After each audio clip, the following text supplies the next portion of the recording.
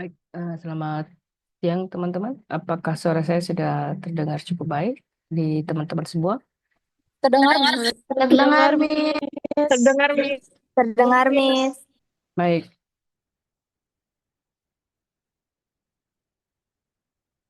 baik teman-teman, kita mulai mata kuliah kita pada pagi hari ini. Di pertemuan sebelumnya kita sudah membahas tentang berbagai ragam pola berpikir ya dari uh, model berpikir ekonom dan politisi. Di minggu ketiga ini kita akan mendalami tentang bagaimana sih ya perbedaan pola pandang ekonomi versus politisi, dan kemudian kita akan lihat dari perspektif political ekonomi itu seperti apa dan juga turunan teorinya. Jadi teman-teman, tentu di yang paling penting kita lihat juga bersama adalah kita harus tahu bahwa terdapat perbedaan mendasar antara ekonomi dan politik ya. Kalau kita bicara tentang ekonomi, kita selalu bicara tentang efisiensi. Jadi efisiensi itu merujuk pada apa sih yang paling em, cepat dilakukan dan paling murah biayanya. Jadi dia akan selalu pada fokus pada efisiensi kalau pendekatan ekonomi.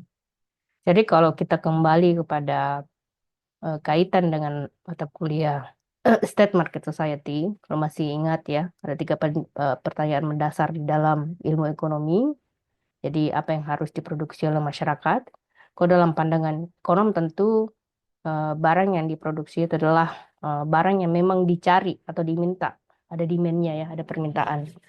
Dan juga barang yang menguntungkan, tidak hanya bagi masyarakat tapi juga buat semua.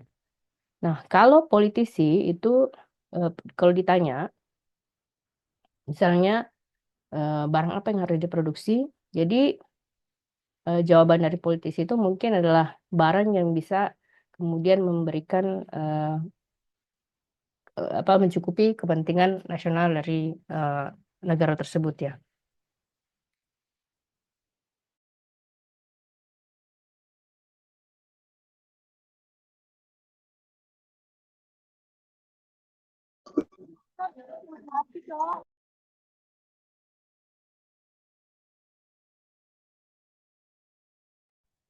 Kayak teman-teman minta maaf kalau saya suara saya tiba-tiba mute ya karena saya batuk-batuk jadi kemudian teman-teman saya minta tolong bagi yang masuk untuk dimatikan mikrofonnya ya. Jadi kalau kita bicara, kita kembali pada pembahasan kita. Jadi kalau kita membahas tentang eh, apa, apa yang harus diproduksi dalam pandangan politisi itu adalah barang yang tentu menyediakan atau menjadi kepentingan nasional bagi seluruh bangsa. Di kepentingan nasional ini bisa merujuk pada kepentingan publik, meskipun dia barang itu tidak terlalu menguntungkan ya. Seperti misalnya pemerintah mengalokasikan dana untuk membuat eh, apa namanya pertanian ya, untuk membuka lahan pertanian untuk food security atau keamanan pangan, tetapi meskipun secara faktualnya mungkin jauh lebih menguntungkan kalau kita buat pabrik atau kita buat pengembangan teknologi dan sebagainya. Itu juga sama mungkin kalau logikanya kita belajar tentang makan siang bergizi gratis. Nah, apakah dia merupakan keputusan ekonomi atau dia merupakan keputusan politik? Itu juga bisa jadikan diskusi. Kemudian pertanyaan kedua adalah bagaimana kita memproduksi barang tersebut? Biasanya dalam pendekatan ekonomi itu kita menggunakan barang apa yang paling murah, ya, produk apa yang paling murah, bahan baku apa yang paling murah, dan bagaimana kita menggunakan model produksi yang paling efisien. Jadi harus bahan bakunya murah dan model produksinya itu yang harus seefisien mungkin. Nah, kalau di politisi itu memastikan pola pikirnya bukan bagaimana memproduksi ini lebih murah dan lebih cepat, tapi yang mereka fokuskan itu memastikan bahwa semua pekerja itu dilindungi dan pekerjaan ada ya untuk bisa mesejahterakan bagi seluruh masyarakat. Nah, seperti contoh misalnya perusahaan menggunakan mesin, tapi kalau Anda lihat di kita itu banyak masyarakat yang ketika contoh misalnya industri rokok ya. The reasons why industri rokok itu masih terus uh, bertahan, itu faktornya ada dua, karena memang penghasilan dia terhadap kontribusi sektor pajak terhadap apa namanya? Sorry. Kontribusi sektor pajak terhadap pendapatan negara itu, kontribusi sektor rokok terhadap sumber pajak itu lebih besar ya, sehingga membuat apa namanya itu agak susah untuk kalau kita mau menghilangkan industri sigaret di Indonesia.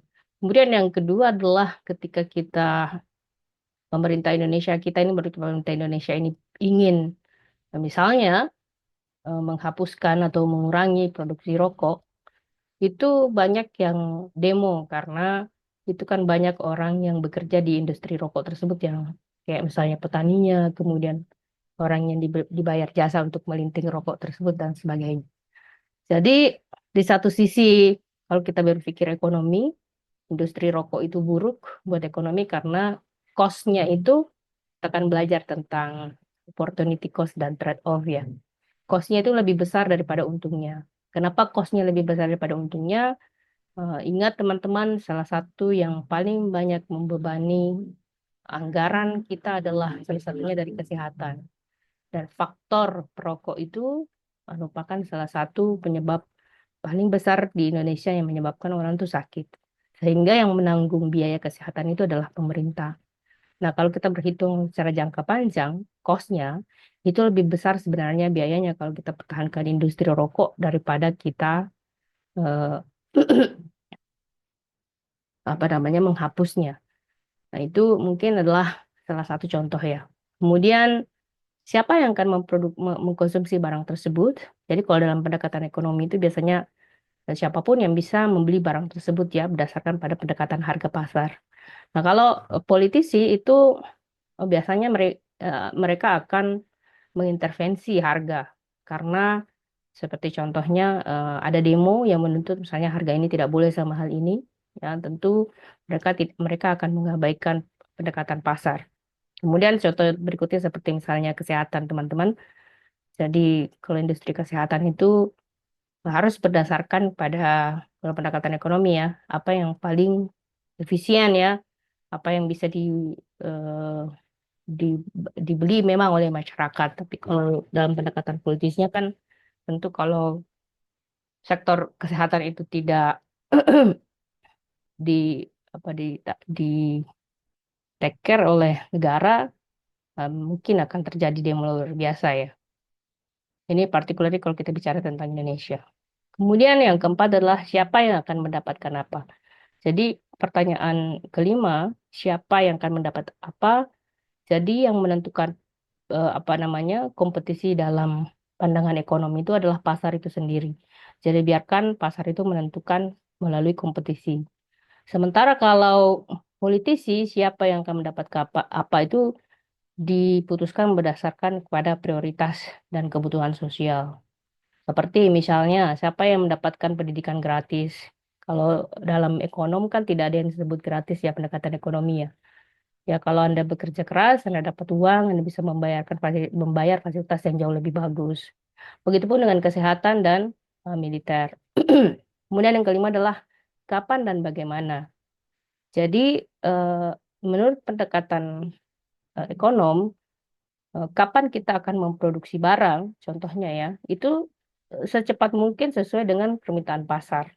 Tapi kalau misalnya kita pendekatan politisi, biasanya kapan dan bagaimana kita melakukan hal tersebut biasanya mendekati election eh, pemilihan presiden atau pemilihan dewan kebijakan dan juga mengikuti public opinion.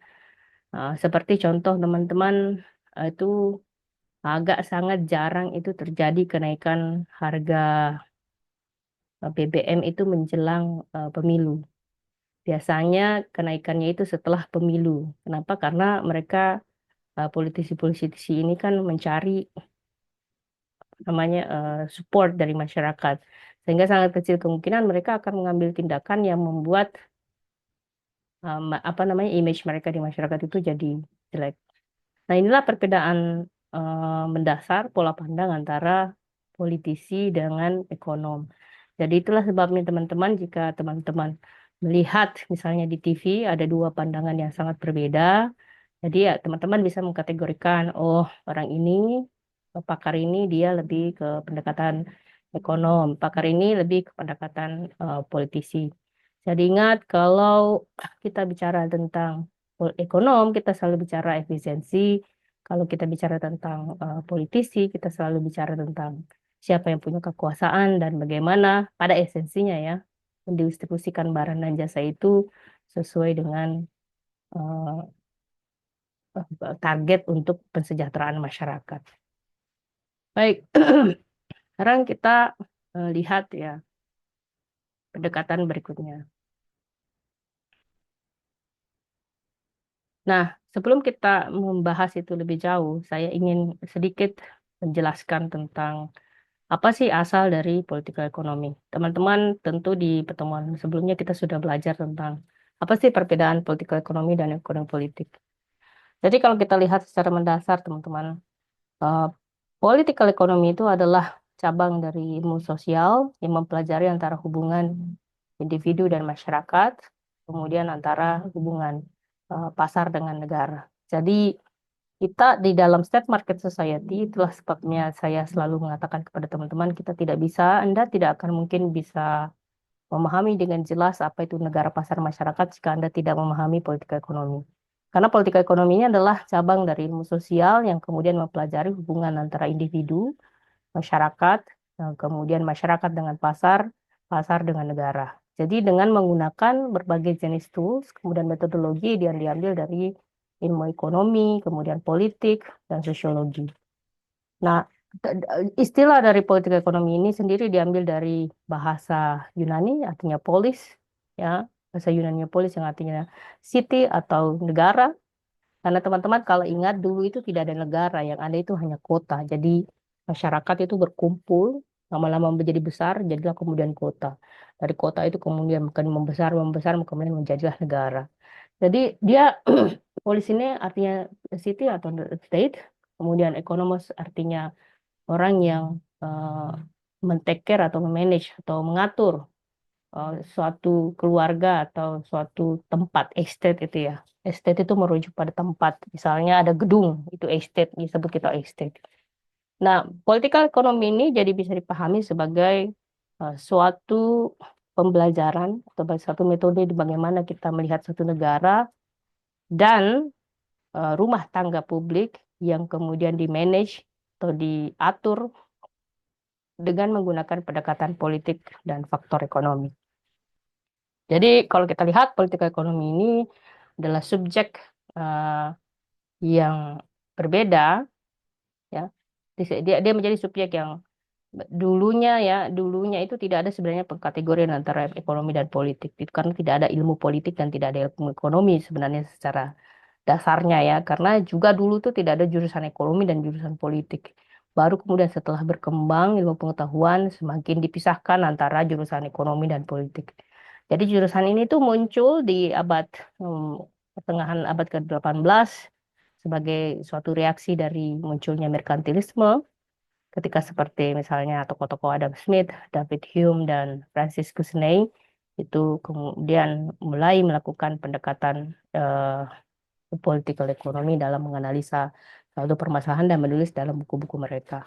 Nah, inilah origin dasarnya. Tentu dalam perkembangannya itu terjadi metamorfosis yang luar biasa. Contoh misalnya sekarang kalau kita lihat Departemen Ilmu Ekonomi dan Departemen Ilmu Politik itu berada pada departemen yang berbeda dan biasanya muncul arogansi yang mengatakan bahwa ilmu ekonomi, Departemen Ilmu Ekonomi anaknya lebih cerdas dibandingkan dengan anak politik karena anak ekonomi itu bisa menghitung matematika, sedangkan anak politik tidak bisa matematika. Jadi itu asumsi mendasarnya. Tapi saya rasa itu adalah pendekatan yang cukup eh, backwards ya, terbelakang. Buktinya banyak mahasiswa saya yang saya bimbing skripsinya itu menggunakan pendekatan kuantitatif dan hasilnya juga sangat bagus. Jadi sebenarnya kita bisa menggunakan pendekatan matematika dalam politik ekonomi, kita juga bisa menggunakan pendekatan kualitatif ya, Well, it depends with the methods. Jadi anggapan seperti itu yang mengatakan bahwa yang masuk politik itu adalah orang yang bisa matematika. Mungkin ada benarnya, tapi segala sesuatu itu teman bisa dipelajari ya. Tetapi anggapan salah mengatakan bahwa di dalam politik ekonomi tidak ada matematika, itu juga adalah anggapan yang menurut saya itu kurang tepat. Karena sebenarnya kita bisa menggunakan metodologi yang berbeda ketika ketika kita menganalisa sesuatu. Nah, teman-teman kita lihat sekarang secara mungkin ini bagi sekilas buat teman-teman semua. Saya yakin Anda sudah mempelajari ya di kelas yang lain bahwa kita belajar tentang politics. So, apa itu politics? Menurut Laswell, siapa yang mendapatkan apa, bagaimana, when, kapan, dan bagaimana. Kalau menurut Morgenthau sendiri, the struggle of power, bagaimana kita mempertahankan kekuasaan, bagaimana kita memperoleh kekuasaan. Sementara menurut Snyder, seni dan ilmu pengetahuan tentang pemerintahan, terutama mempelajari tentang socialization of conflict. Bagaimana konflik itu terjadi, bagaimana konflik itu diatasi, dan sebagainya. Kalau menurut Dahau, uh, politik itu dilihat sebagai pattern of kekuasaan atau pola kekuasaan, peraturan, dan otoritas. Kalau kita belajar pendekatannya Easton, kita melihat bahwa politik adalah ilmu bernegara, uh, dan bagaimana kita melokasikan sumber daya berdasarkan dari faktor who is the most needed gitu ya. Kemudian Smith melihat politik itu sebagai konflik, uh, dia atau saya atau Anda melawan mereka dan sebagainya ya. Jadi kalau Anda melihat everything, bahkan di dalam lingkungan hidup Anda ada konflik, maka di situ disebut kategorinya politics. Kemudian menurut Craig, politics itu adalah the conciliation of conflicting interest through public policy. Bagaimana kita menyelesaikan suatu permasalahan tersebut karena terjadinya konflik interest, tapi melalui kebijakan publik. Kemudian menurut Kaporase dan Levin, yang salah satu bukunya kita wajib pakai, dia melihat kekuasaan otoritas kehidupan publik dan pemerintahan, negara, konflik, dan resolusi konflik adalah segala sesuatu yang menyatu yang membuat kita memahami apa sih politik tersebut. Itu sebabnya teman-teman kalau Anda nonton di TV mungkin ya muncul semuanya berita politik, pasti yang Anda lihat jenisnya pasti adalah eh, fitnah, persaingan, kekuasaan, konflik, eh, dan hal-hal yang mungkin membuat Anda tuh malas untuk menonton TV.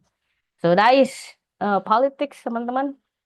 Tentu kalau kita belajar tentang politik akan sangat berbeda kalau kita belajar purely tentang ekonomi.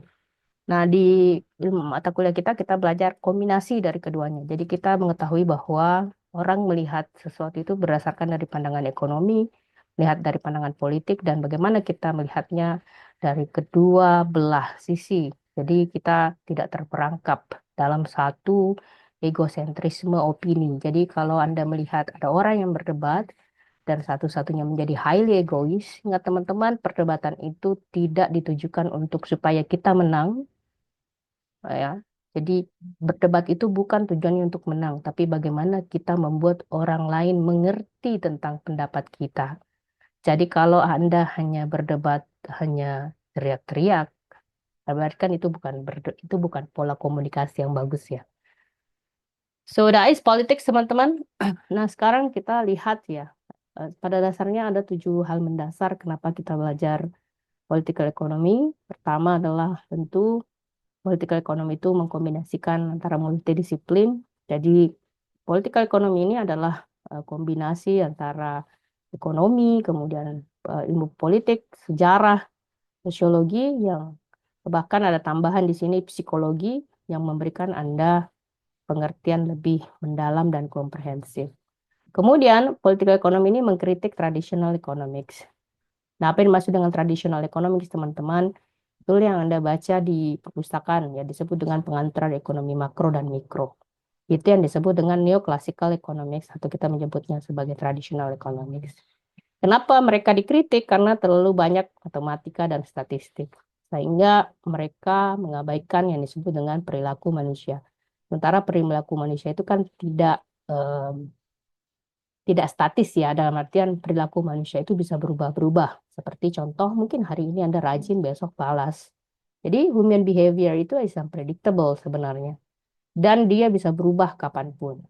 Kemudian struktur kekuasaan, kekuasaan itu sifatnya tuh liquid dalam artian dia tidak rigid. Dia bisa berubah kapanpun. Dia juga bisa jadi pemenang, bisa juga jadi eh, orang yang kalah dan digantikan kapan saja.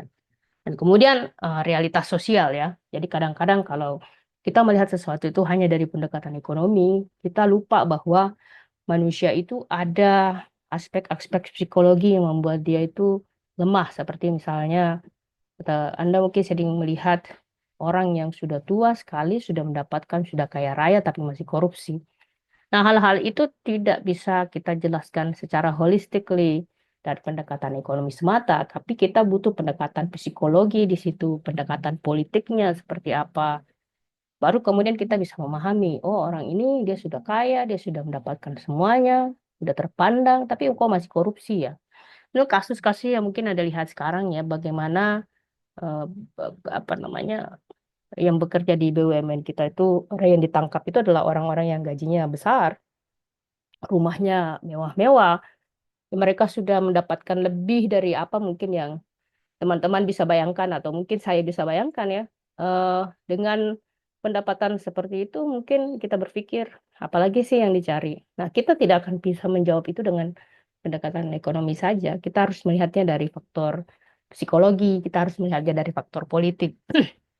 Faktor politik misalnya, apakah dia di bawah tekanan ataukah dia diminta oleh atasannya dan seperti apa, kita hanya bisa memahami itu jika kita menggunakan yang disebut dengan pendekatan multidisiplin. Jadi dia, kalau kita belajar politik ekonomi, adalah penggabungan antara ekonomi, politik, sejarah, sosiologi, dan di sini ada satu lagi ya, yang saya lupa tadi, masukannya itu adalah psikologi.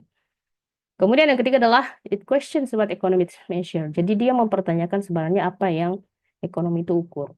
Jadi ekonomi itu cenderung mengabaikan hal-hal yang tidak bisa diukur ya. Tapi kan tidak semuanya itu bisa diukur. Seperti misalnya trust, kepercayaan. Anda mungkin lihat eh, sebagus apapun program yang dibuat, desainnya seperti apa, kalau tidak dipercayai oleh masyarakat itu juga tidak jalan. Kemudian ketimpangan, pengaruh politik. Bahkan ada beberapa hal yang meskipun kita bayangkan bahwa kita bisa mengukurnya sedemikian rupa, tapi dia tidak akan bisa mengukur seluruh variabel, sehingga dia skopnya semakin kecil.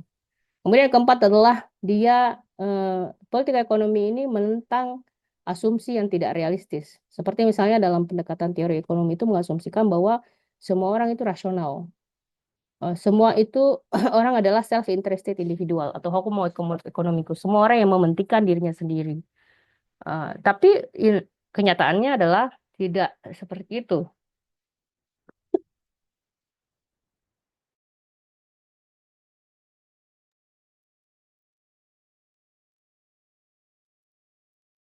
Kenyataannya tidak seperti itu ya teman-teman. Dalam artian bahwa ada orang yang rela kok kayak misalnya Indonesia tuh orang orang Indonesia tuh terkenal dengan orang yang suka bersedekah. Um, Sementara kan kalau bersedekah kita mengasumsikannya itu kita tidak mendapatkan apa-apa dari orang ya, kecuali orang yang bersedekah. Saya pengen mendapatkan pujian.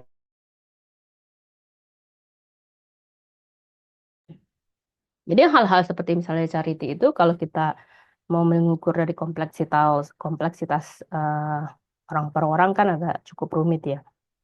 Nah, itu sebabnya pendekatan teori kayak misalnya manusia itu rasional itu ditentang oleh pendekatan politik ekonomi. Dan contoh lain misalnya teman-teman uh, in a very simple way mungkin Anda pernah beli barang yang tidak mungkin jarang Anda pakai. Itu kan sebenarnya tidak rasional ya. Nah, itu juga membantah bahwa mengasumsikan bahwa semua manusia itu rasional. Kemudian yang kelima adalah ekonom itu tidak terlalu melihat bahwa sejarah itu penting. Jadi ekonom itu selalu mendekatkan pendekatannya itu pada data. Sementara dia mengabaikan yang dimaksud dengan sejarah dari ide. Bagaimana terdapat pattern atau pola kita sering melakukan kesalahan. Terutama kalau kita biarkan pasar itu bekerja dengan sendirinya. Kenapa? Karena orang yang bekerja di pasar, pemerintah itu sama, mereka semua manusia. Jadi tidak ada sebenarnya model persaingan yang sempurna. Pasti ada kekacauan dalam prosesnya ya. Kemudian alasan keenam adalah mengkoneksikan politik dan ekonomi. Jadi isu seperti kemiskinan itu tidak bisa diserahkan kepada pasar, bagaimana pasar menyelesaikan kemiskinan. Karena dalam pasar itu tidak ada orang yang peduli satu sama lain, yang mereka peduli itu hanya untung. Kemudian pengangguran, eh, public goods adalah masalah-masalah yang tidak bisa dilihat dari perspektif ekonomi, tetapi membutuhkan keputusan-keputusan politik. Kemudian ketujuh adalah menolak adanya separation atau perbedaan antara pemisahan antara politik dan ekonomi.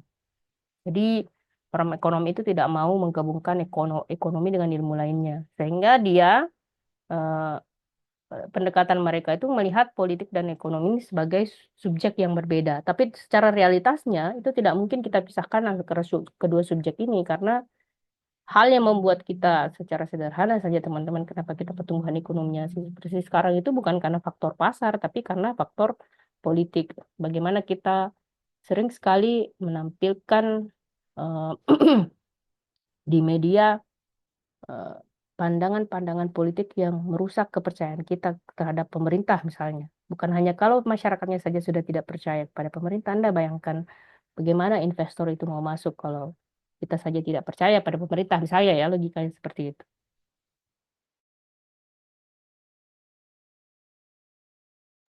Baik teman-teman, inilah 7 alasan kenapa kita belajar politik ekonomi.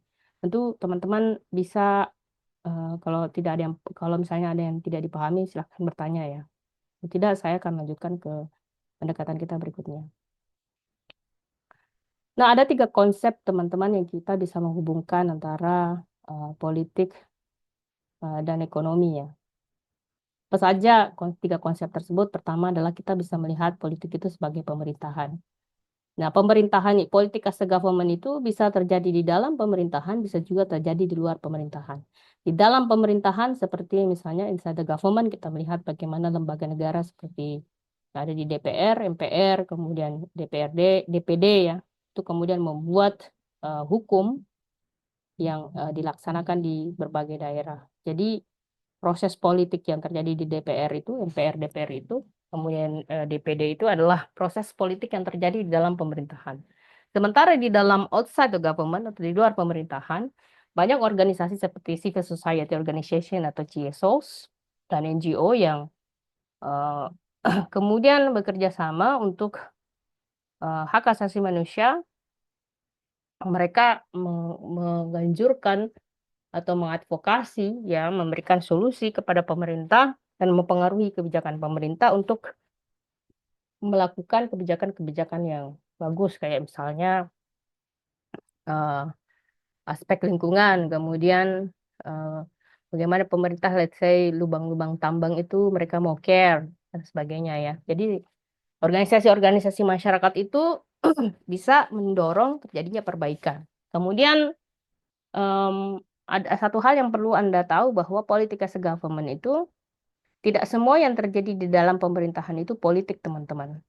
Jadi yang disebut dengan politik itu adalah bagaimana orang per orang, bagaimana politik proses pengambilan kebijakan terjadi di dalam lingkup pemerintahan, terutama dalam eh, kalau kita bicara tentang eksekutif dan legislatif.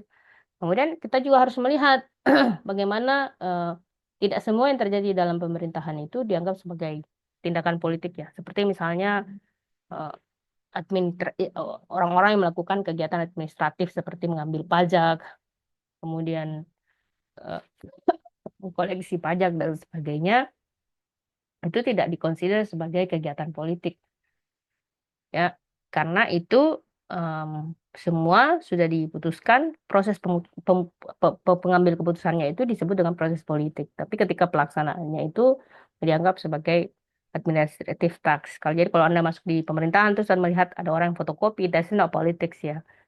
Atau orang yang sudah melaksanakan program itu is not a politics.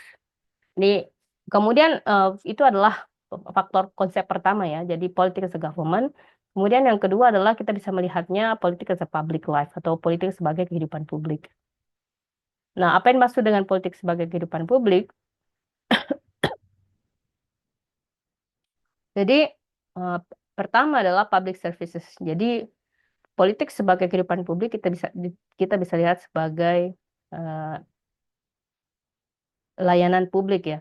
Jadi Indonesia memberikan layanan publik, contoh misalnya dalam sektor kesehatan, supaya orang hidupnya lebih baik. Kemudian laws and security. Jadi pemerintah memberikan perlindungan terhadap atau memberikan peraturan perlindungan terhadap perlindungan lingkungan, seperti misalnya deforestasi dan sebagainya. Jadi politik itu hadir dalam kehidupan kita sehari-hari ya.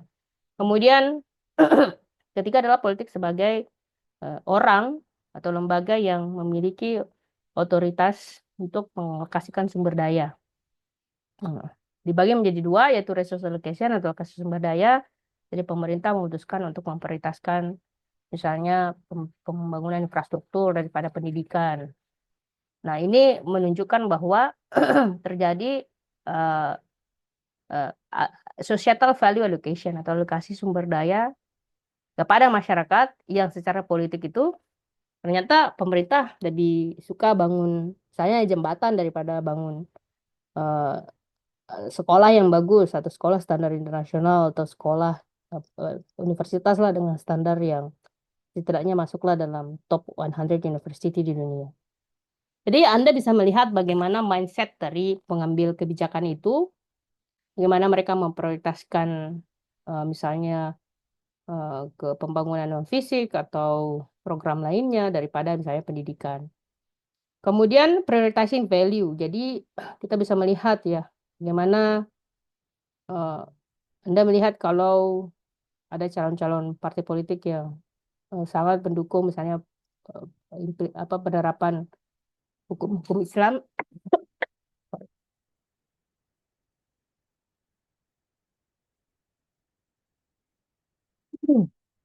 Ya, penerapan hukum-hukum Islam itu dimasukkan dalam nilai-nilai negara, itu juga salah satunya ya. Value ini tidak mesti harus dalam konsep Islami, tapi bisa juga dalam konsep yang eh, seperti misalnya faktor perlindungan lingkungan dan sebagainya.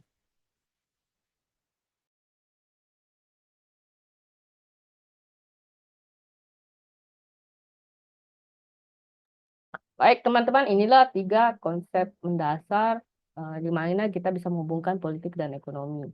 Sekarang kita lihat apa namanya evolusi dari definisi political economy menurut Adam Smith.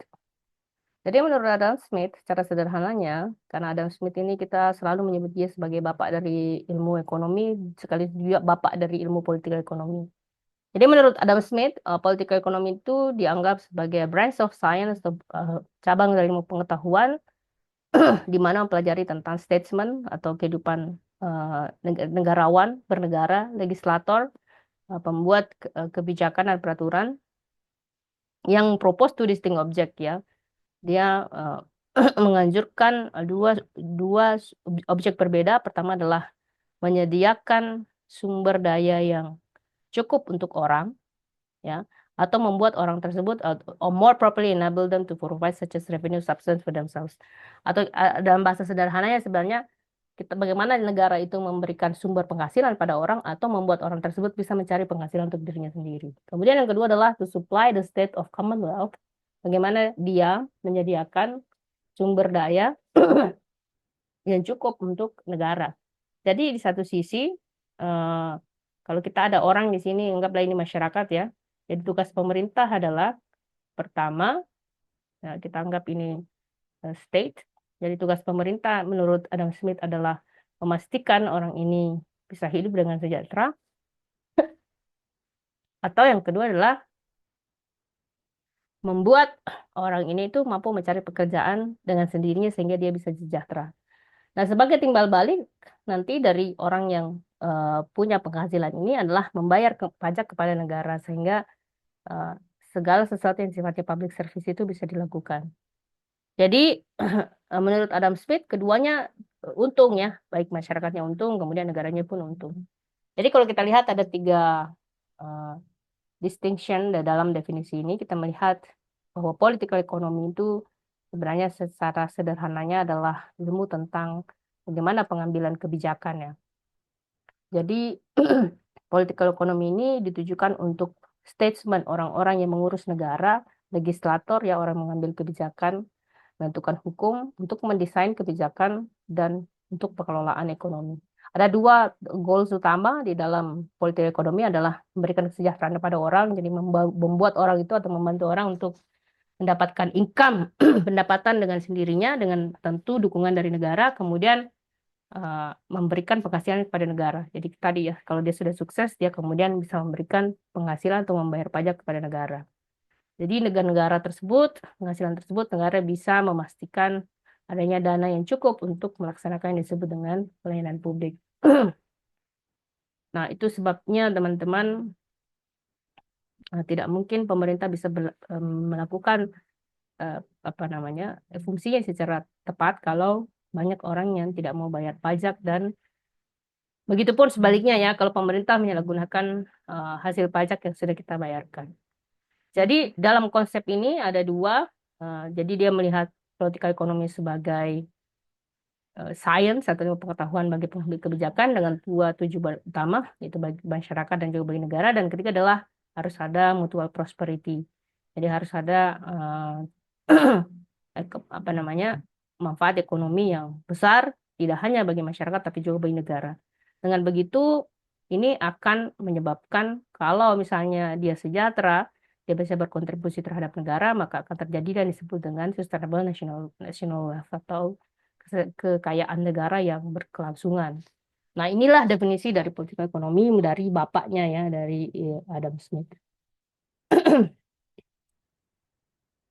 Sekarang teman-teman kita lihat, mungkin ini adalah bagian yang terakhir yang akan saya jelaskan kepada teman-teman sebelum kita masuk kepada breakdown pendetailan teori yang akan kita bahas.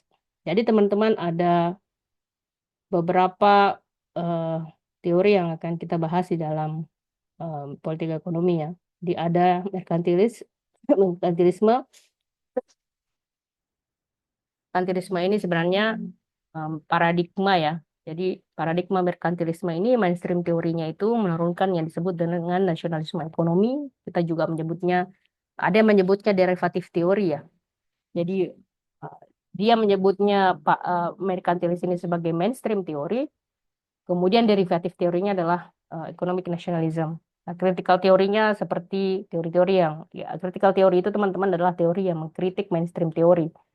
Nah, seperti anti-free trade critics, konsep utamanya adalah kontrol negara dan surplus perdagangan. Nanti kita akan breakdown sedikit demi sedikit ya. Jadi ini hanyalah gambaran secara luas, kira-kira apa yang akan kita pelajari di dalam pembahasan berikutnya. Kemudian fisiokratisme atau fisiokrasi, mainstream teorinya fisiokrasi, dia mengkritik terhadap Uh, karena merkantilis ini kan sebenarnya secara intinya itu mengatakan bahwa jika suatu negara pengen kaya dia harus berdagang. Nah, pada saat itu semua negara-negara aktif berdagang sehingga sektor pertanian itu terabaikan. Maka muncullah paham fisiokratisme. Fisiokratisme ini sebenarnya menegaskan jika ingin kaya satu negara tersebut harus fokus pada sektor pertanian. Kemudian paradigma berikutnya adalah liberal dengan turunan mainstream teorinya seperti neoclassical economics, public choice theory, kemudian Marxisme. Nanti setelah itu kita akan melihat pendekatan kelembagaan atau kita kenal dengan institusionalisme dan kita juga akan melihat pendekatan strukturalisme ya. Kemudian behavioral dan tentu neoliberal perspektif. Nah, inilah teman-teman list minggu depan kita akan belajar tentang merkantilisme. Saya minta maaf saya tidak bisa mengajar terlalu lama ya. Sampai di sini apakah ada yang ditanyakan? Silahkan.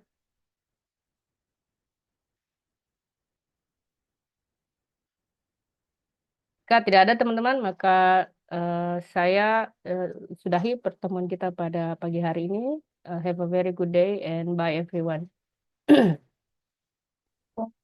Thank you, Miss. Thank you, Miss.